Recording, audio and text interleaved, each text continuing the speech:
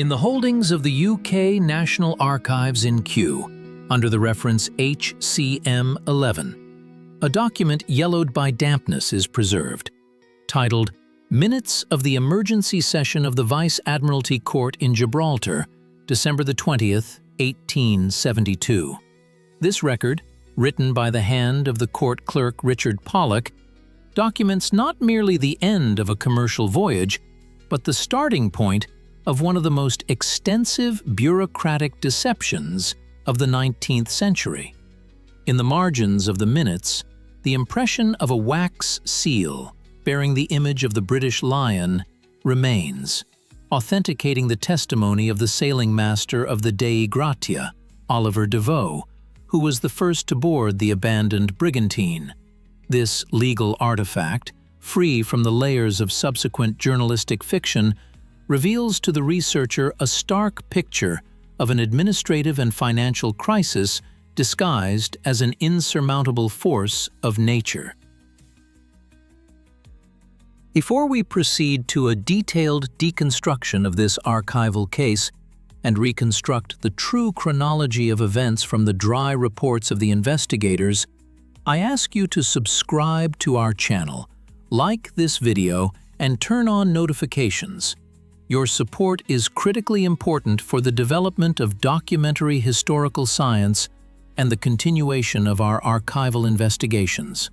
Of particular importance for understanding the internal structure of the conspiracies and bureaucratic intrigues of that time is a detailed study of the financial correspondence between the office of James Henry Winchester in New York and the London insurance brokers. From letters dated October and November of 1872, it follows that Winchester was under significant pressure from creditors. Every ship in his fleet had to yield maximum returns, and delays in ports were punished by heavy fines. This is precisely why the appointment of Benjamin Spooner Briggs to the post of captain was not a random decision, but a calculated administrative move.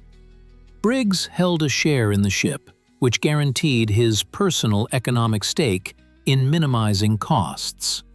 The archives have preserved a personal letter from Briggs to his mother, written 3 days before sailing, in which he reports that the vessel is in excellent condition and that his wife Sarah is very pleased with the cabin accommodations. This document, devoid of any political or commercial subtext, serves as an important source for verifying the psychological state of the command staff. It completely excludes the hypothesis that the captain was in a state of depression or a protracted conflict with the shipowners, which could have prompted him to commit irrational acts or stage a disaster. The New York Port Authority also retained records of advance payments to the sailors. According to these records, each of the 4 German sailors was paid $15 against their future wages, which was standard practice at the time to cover their debts to port boarding houses. This detail demonstrates that the rank-and-file crew entered into legal relations with the shipowner under a completely standard procedure, ruling out the version of recruiting individuals with a criminal past or members of secret radical organizations capable of organizing an armed mutiny. The hiring system via shipping masters, although criticized for elements of debt peonage, in this case operated under the strict supervision of the German consulate in New York, which checked the documents of its subjects before their departure on transatlantic voyages. When examining the Maritime Command Transmission logistical system, it is necessary to dwell on an analysis of the use of the slate log and the official logbook. In the 19th century, the keeping of these documents was governed by strict rules of the United States Navy Department. The slate log served for operational notes made by the officer of the watch every 4 hours. These entries included wind direction, sea state, ship speed determined by a hand log, and any incidents on deck. Every day, precisely at noon, the captain or first mate would transfer this data into the Fair Copy Ship's Log, which was the primary legal document in case of disputes with insurance companies or judicial authorities. The fact that precisely the Fair Copy Log was found on board the Mary Celeste, while the Slate Log contained an entry from the 25th of November, indicates that the evacuation occurred between 5 o'clock in the morning and noon, when the daily cycle of information transfer had not yet been completed. This allows researchers to reconstruct the timing of the disaster with an accuracy of several hours. The internal layout of the ship, as recorded in Austin's drawings, shows that the captain's quarters were isolated from the sailors' berths by a forecastle and a cargo hold. Such a layout was intended to maintain the rigid social distance and hierarchy characteristic of the Anglo-Saxon maritime tradition. Any attempts by sailors to breach this distance were considered mutiny and punished with the full severity of the law, including the use of firearms, which were always stored in the captain's cabin. However, during the inspection of Briggs' cabin, 2 revolvers were found in their places in the weapons locker, with the percussion caps being dry and showing no signs of use. This material evidence completely deconstructs Frederick Solly Flood's version of a bloody clash on deck and the subsequent elimination of the officers.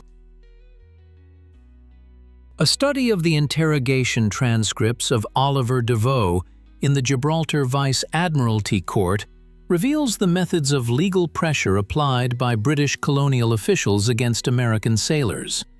Flood employed cross-examination tactics, attempting to catch Deveau in contradictions regarding the amount of water in the hold and the condition of the pumps. According to the mate's initial report, one of the 2 pumps was disassembled, and a wooden rod used for cleaning the mechanism lay nearby on the deck. The prosecutor tried to present this as evidence of the deliberate disabling of the ship's navigational systems by the salvagers themselves or by a mutinous crew. However, Deveau explained in detail that the pump had most likely become clogged due to sawdust and coal dust that had accumulated at the bottom of the hold during previous voyages. When the ship entered an area of heavy pitching, this sediment was stirred up and clogged the valves, making effective water pumping by standard means impossible. For Captain Briggs, who saw that the water level in the hold was rising and one of the pumps was not functioning, this circumstance became an additional factor of psychological pressure. Unable to accurately assess the scale of the leak due to the specifics of the cargo's stowage, he might have made the decision for a temporary evacuation as the only way to prevent the cessation of his family's existence. The interrogation records note that Deveau was subjected to pressure for 4 consecutive days, yet his testimony remained fundamentally unchanged, which indicates a high degree of its reliability and the absence of an intent to give false testimony for personal gain. Archival documents from the British Foreign Office contain diplomatic correspondence between London and Washington regarding the incident with the Mary Celeste. The American government expressed concern that British judicial authorities in Gibraltar were effectively detaining the private property of United States citizens without pressing direct criminal charges. This legal conflict reflected a broader geopolitical tension between the 2 powers concerning control over Atlantic maritime trade routes. U.S. Secretary of State Hamilton Fish, in his confidential memorandum, pointed out that the actions of Solly Flood were damaging American commercial interests and undermining confidence in the system of international arbitration. In their responsive dispatches, the British side insisted on the primacy of Admiralty law, which obligated them to investigate any suspicious cases of ghost ships found near strategic bases of the Royal Navy, such as Gibraltar. This political context explains why the investigation dragged on for many months. It was not merely a criminal inquiry, but an instrument of diplomatic bargaining and a demonstration of sovereign rights to inspect and detain foreign vessels. Only after an independent examination by Dr. Patron ruled out the criminal nature of the incident were the British authorities forced to concede and authorize the release of the ship to its lawful owners. However, Winchester's financial costs for duties and lawyers' fees almost completely negated the profit from that voyage. When conducting a deep audit of the material remains of the ship, as recorded in the property appraisal reports, attention must be paid to the condition of the sails. Oliver DeVoe's report notes that the foresail and main topsail had been blown away by the wind, while the remaining sails were neatly secured or partially furled. This technical condition indicates that at the moment the crew abandoned the ship, it was moving at a reduced speed, which would have facilitated the launching of the lifeboat. Had the crew abandoned ship in a panic during a full-scale storm, the sails would have been completely destroyed by hurricane-force winds within a few hours. The fact that the masts and rigging remained relatively intact supports the hypothesis that the meteorological conditions at the time of the evacuation were moderate, and that the primary motive for Captain Briggs's actions was an internal crisis developing within the confined space of the ship's hold. The 9 empty barrels discovered during unloading in Genoa were meticulously inspected by Italian customs officials. Their report, translated into English for the court's needs, indicates that the hoops on these barrels had loosened, and the wood showed signs of deep penetration by alcohol vapors. This points to a structural defect in that specific batch of containers supplied by the trading house Meisner, Ackerman and Company, which fully confirms the physico-chemical model of a man-made incident and eliminates the need to invoke any external mystical factors. To understand the nature of the incident involving the brigantine Mary Celeste, it is necessary to apply the method of power archaeology and reconstruct the institutional environment in which the American merchant marine operated during the last third of the 19th century. This was a period of fierce competition between sail and steam tonnage, when ship owners were forced to maximize profits by minimizing expenditures on safety and crew wages. The vessel that entered history under the name Mary Celeste originally had a different legal designation.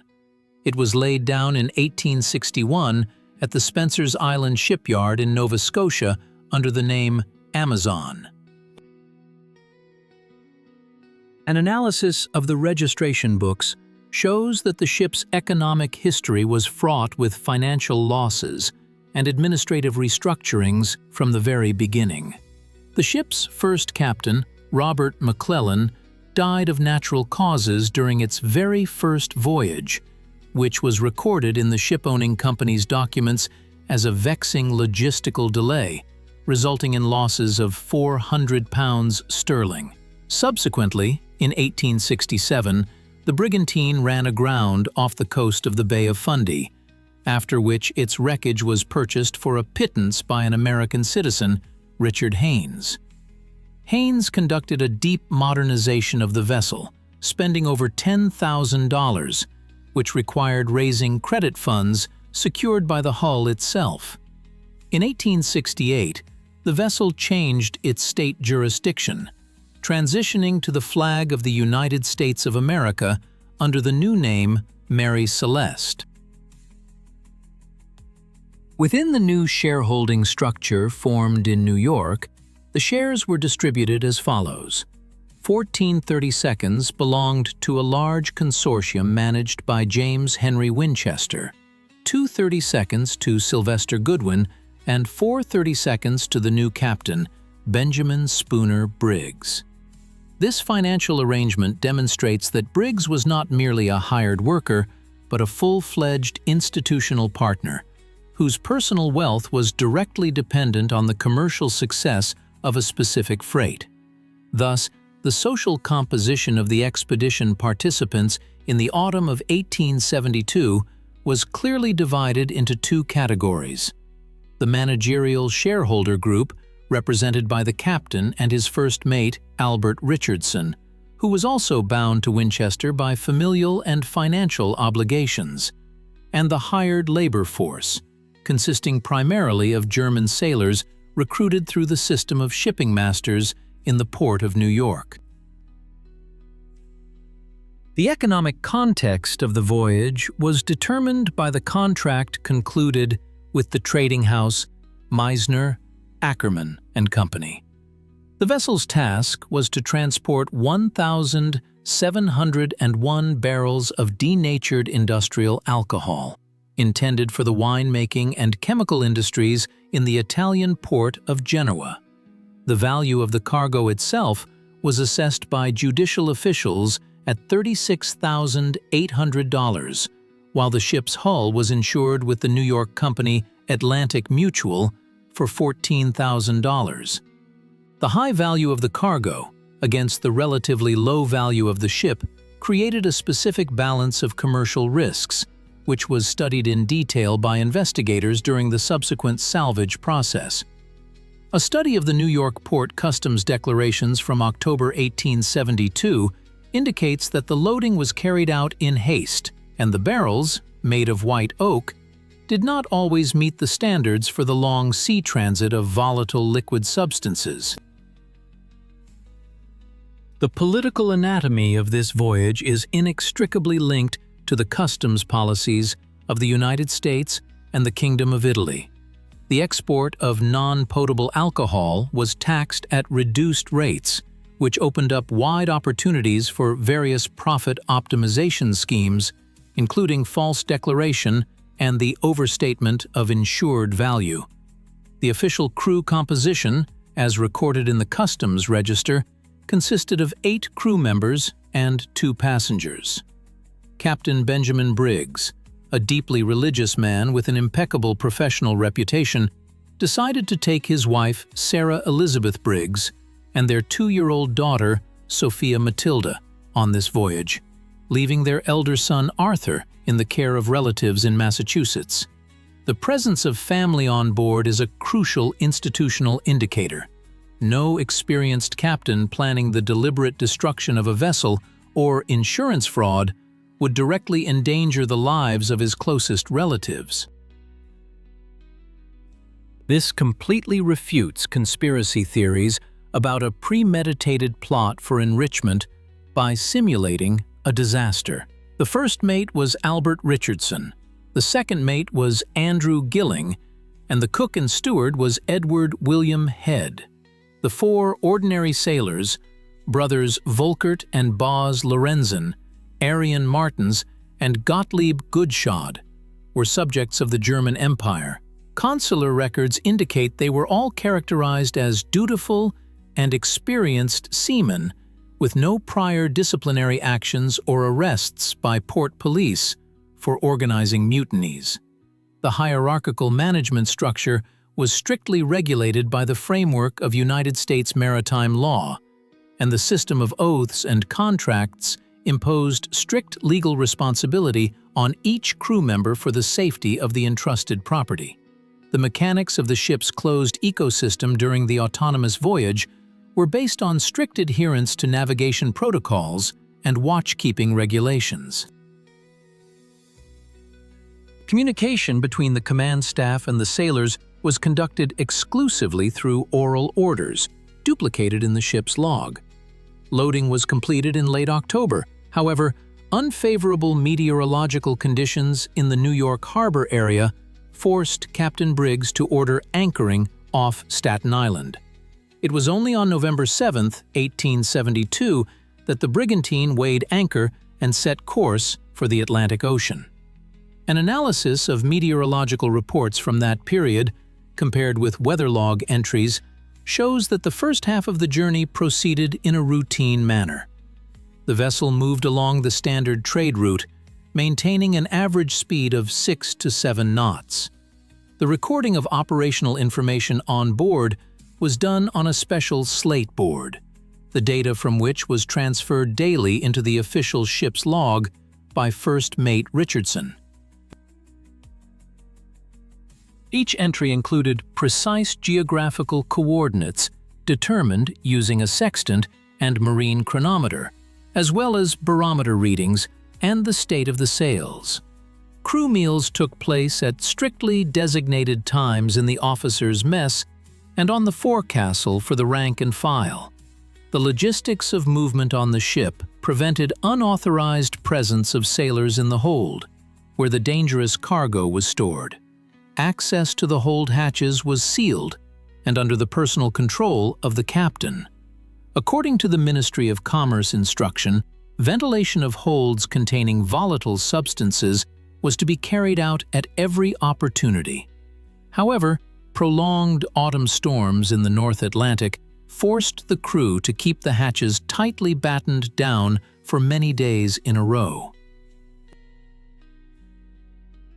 This created the preconditions for the concentration of gases inside the hull, which subsequently played a key role in the cessation of the crew's existence aboard the vessel. On the 24th of November 1872, the navigator made the penultimate entry in the ship's log, recording the passage of the island of São Miguel in the Azores group. On the 25th of November at 5 o'clock in the morning, the final notation was made on the slate board, which was later copied by the investigators in Gibraltar. The coordinates indicated the vessel's position 6 miles north of the island of Santa Maria, 33 degrees 2 minutes north latitude, and 25 degrees 1 minute west longitude. The text of the entry stated that the ship was sailing on a port tack with a fresh wind. The document contained no indications of abnormal situations, mechanical failures, or discontent among the crew. From this moment, the official paper record of events is interrupted due to the absence of people on board, and the researcher must rely on materials obtained during the inspection of the vessel by the crew of the brigantine Dei Gratia. On the 5th of December 1872, exactly 10 days after Briggs's last entry, the navigator of the Dei Gratia, Oliver Deveau, sighted a sailing ship on the horizon, moving on a strange, zigzagging course. The captain of the Dei Gratia, David Reed Morehouse, who, according to archival records, was personally acquainted with Briggs and had even dined with him in New York a few days before the sailing, gave the order to approach the unidentified vessel. During visual observation through a spyglass, it was established that no distress signals were raised on the sailing ship. Yet, there was a complete absence of signs of human activity on the deck. The ship's direction of travel did not correspond to the wind direction, indicating a lack of control over the steering. The Dei Gratia's boarding party of 3 men, led by Oliver Deveau, landed on the deck of the Mary Celeste to conduct an inspection and render assistance. The material audit conducted by Deveau and recorded in the Admiralty report provides a comprehensive picture of the vessel's condition at the moment of its discovery.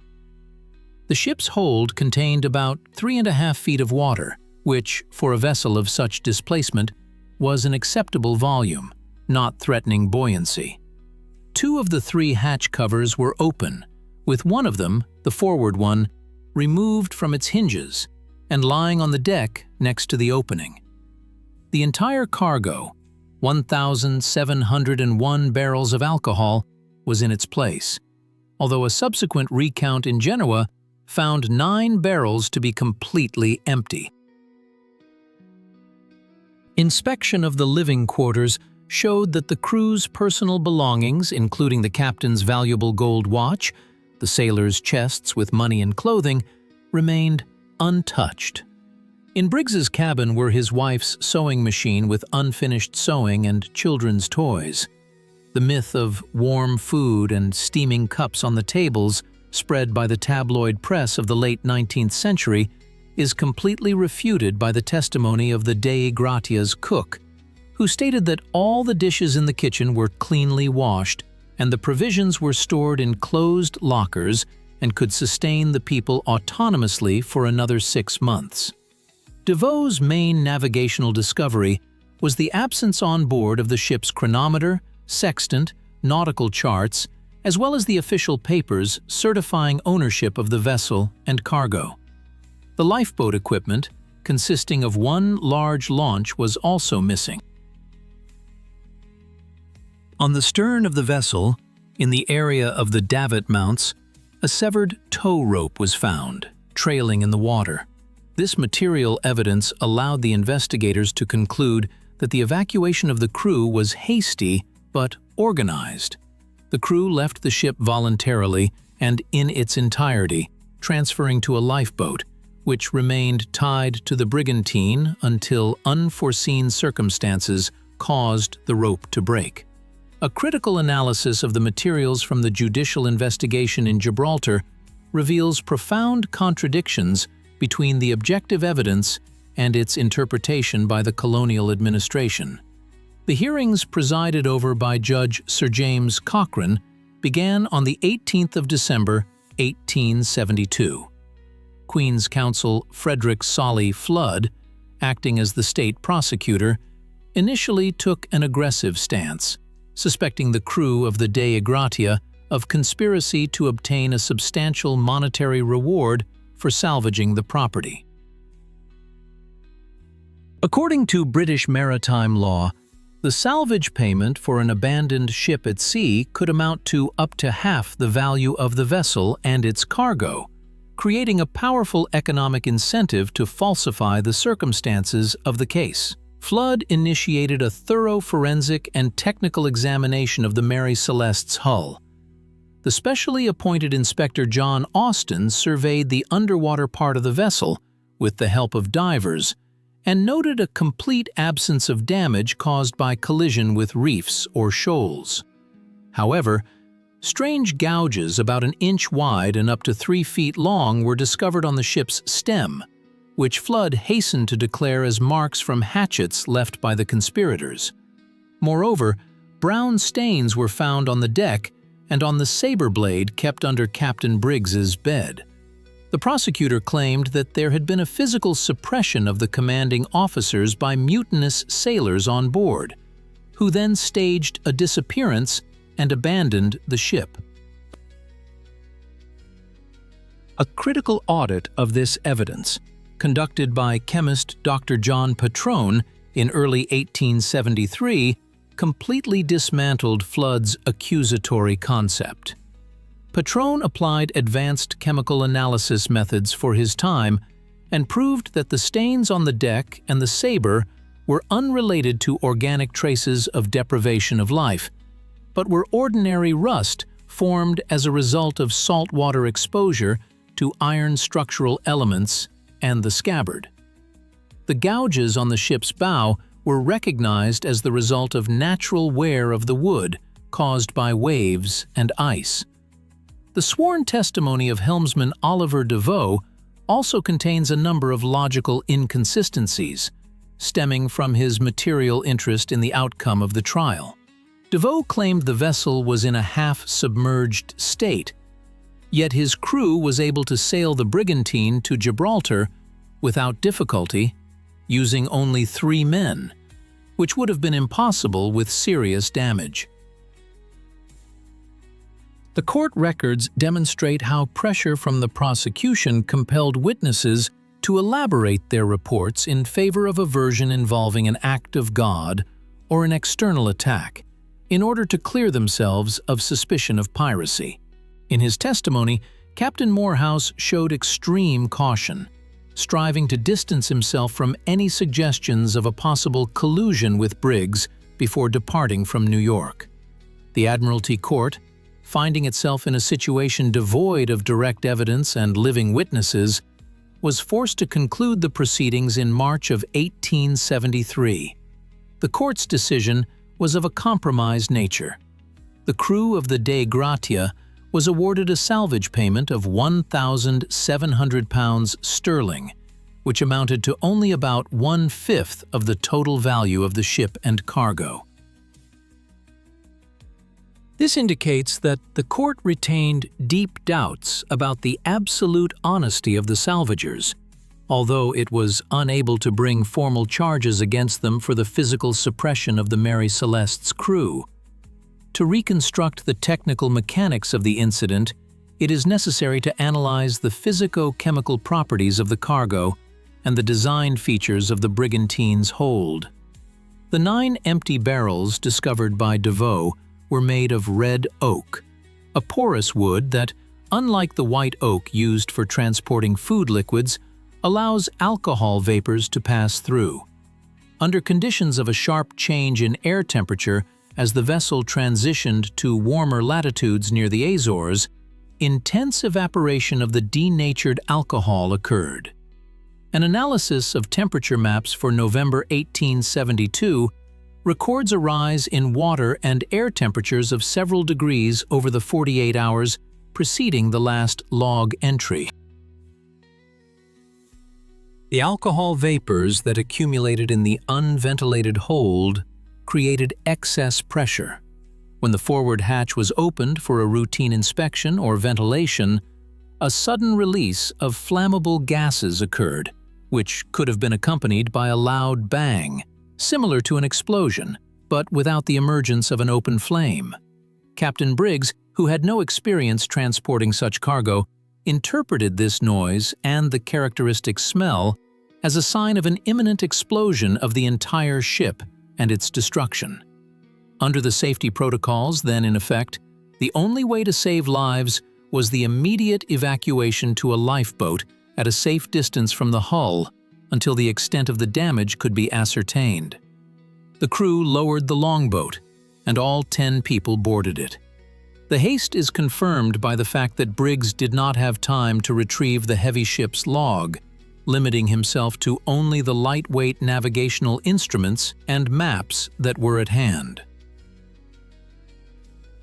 The lifeboat was tied to the brigantine with a long tow line, the very same severed rope discovered by First Mate DeVoe. However, a sudden change in weather conditions, characteristic of this region of the Atlantic, led to a squall of wind. The brigantine, which had significant sail area even with partially reefed sails, lurched forward sharply, stretching the tow line to its critical limit, causing it to snap. The heavily laden longboat, lacking a mast and effective means of steering, was left in the midst of a raging ocean, while the Mary Celeste continued on unmanned. The cessation of existence of all 10 crew members in the Atlantic waters occurred due to exhaustion or the capsizing of the longboat by waves, which is confirmed by the complete absence of any traces of their landing on the coasts of the Azores or Portugal. An analysis of the biographical data of the German sailors, conducted through the lens of Prussian naval archives, reveals important details regarding their professional training and disciplinary history. The brothers Volkert and Bose Lorenzen came from a hereditary dynasty of sailors from the island of Föhr, which was famous for its strict traditions of navigation. They had served in the merchant fleet of the North German Confederation and held patents confirming their qualifications in handling dangerous cargo in Arctic and tropical latitudes. Arian Martens and Gottlieb Gutschad also possessed many years of impeccable service, as confirmed by letters of recommendation from Hamburg shipping companies. These archival findings deal a crushing blow to the assertions of Solly Flood that the German part of the crew could have conspired in a criminal plot against the American captain on grounds of national or social animosity. On the contrary, the institutional nature of the German merchant fleet of that time instilled in sailors absolute obedience to orders and strict adherence to contractual obligations. Consequently, any suggestions about the possibility of an internal mutiny on board the Mary Celeste must be rejected by researchers as lacking documentary evidence and contradicting the social structure of the professional seafaring community of the 19th century. The legal ramifications of the Mary Celeste case extended far beyond a singular judicial precedent in Gibraltar. Following the hearings, the United States Department of Commerce enacted a new circular, obligating ship owners to conduct mandatory inspections of the strength of oak barrels when chartering vessels for the transport of volatile chemical compounds. A permanent inspection body was established at the Port of New York, which monitored the tightness of barrel sealing and prohibited the use of porous wood types for transporting alcohols. The British Admiralty, in turn, reformed the system of awarding salvage for abandoned vessels to reduce corruption risks and eliminate the possibility of abuse by captains who discovered drifting ships. Thus, the administrative investigation of this incident served as a powerful catalyst for the modernization of the entire body of international maritime law, raising safety standards and strengthening legal guarantees for participants in transatlantic trade. The documentary epilogue of this investigation is recorded in the acts of property liquidation and subsequent lawsuits filed by the ship owners. After the conclusion of the proceedings in Gibraltar, the cargo of denatured alcohol was delivered to Genoa and handed over to the client, the trading company Meisner Ackermann and Company, which recorded a commercial loss from the loss of volume of 9 barrels, amounting to approximately 250 gallons lawns. The vessel Mary Celeste itself was returned to its principal owner, James Winchester. However, its further operation yielded only losses. The ship's reputation as cursed or ill-fated made it difficult to hire qualified sailors, forcing the ship owners to sell their shares at a reduced price. Over the next 12 years, the brigantine changed 11 owners, undergoing repeated repairs and renamings. Financial records show that none of the new proprietors managed to derive sustainable profit from operating the vessel. The ship's end came in January 1885 off the coast of Haiti. The ship's new captain, Gilman Parker, having previously insured the hull and a fictitious cargo for a huge sum of $30,000, deliberately ran the Mary Celeste onto the Rocheleau coral reef. An investigation initiated by a pool of New York insurance companies revealed the fact of deliberate property destruction for the purpose of fraud. Parker and his accomplices stood trial in Boston. Although due to procedural violations they managed to avoid the death penalty, Parker died in poverty 3 months after the trial's conclusion, and his commercial firm was completely liquidated. The archives of the Vice Admiralty Court in Gibraltar, containing the original witness testimonies, were transferred for safekeeping to the National Archives in London in 1960, where they remain available for verification. The Mary Celeste case had a profound influence on the development of international maritime law, leading to stricter rules for transporting dangerous chemical cargoes and altering the procedure for awarding salvage for ghost ships, completely eliminating the possibility of profiting from negligence or collusion.